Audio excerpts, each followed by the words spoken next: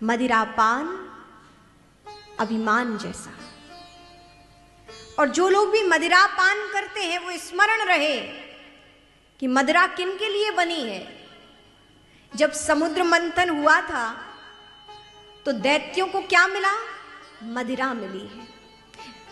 समुद्र मंथन से गाय प्रकट हुई थी जब, तो गाय ऋषियों को दी गई और अमृत निकला तो देवताओं को दिया गया।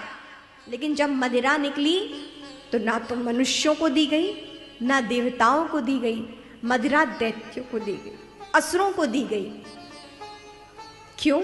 क्योंकि जो भी मदिरा पान करता है उसकी प्रवृत्ति असुरों जैसी हो ही जाती है। आप देखें, और मुझे नहीं लगता कि जो लोग यहाँ विराजमान होंगे उनमें से कोई भी पुरुष वर्ग मदिरा पान करता होगा, क्योंकि यहाँ आप सब भक्त विराजमान हैं।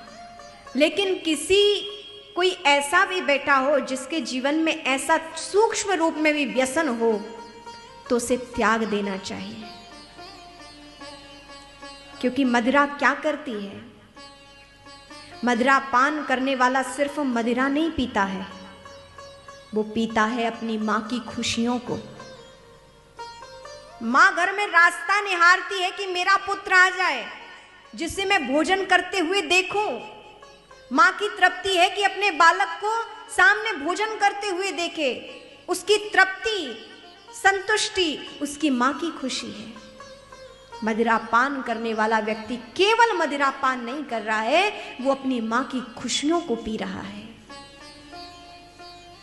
वो अपने बच्चों के सपनों को पी रहा है, वो अपने पत्नी के सुकून शांति को पी रहा है, वो अपने पिता की प्रतिष्ठा को पी रहा है, और सब घूंट घूंट करके पी रहा है। मां की खुशी, बच्चों के सपने, पत्नी का सुकून और पिता की प्रतिष्ठा, मान सम्मान को घूंट घूंट करके पी रहा है। कोई भी सुखी नहीं परिवार में उसके इस कृत्य से। इसीलिए मदिरा को पान नहीं करना चाहिए। और क्या होगा?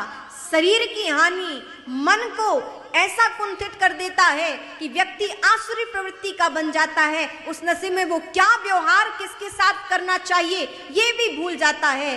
ज्ञान उसका शून्य हो जाता है, विवेक से वो शून्य हो जाता है, अपने आचरणों से शून्य हो जाता है। इसीलिए यहाँ संज्ञा दी गई है कि मदिरा पान तो नहीं करना चाहिए। उसी प्रकार अभिमान भी मदिरा के पान जैसा है कि मदिरा पान वाला व्यक्ति शारीरिक रूप से नशे में होता है और अभिमान को पान करने वाला व्यक्ति मानसिक रूप से नशे में रहता है, कुंठित हो जाता है, विवेक शून्य हो जाता है। और ऐसा विवेक शून्य व्यक्ति कभी भी अपना कल्याण नहीं कर सकता।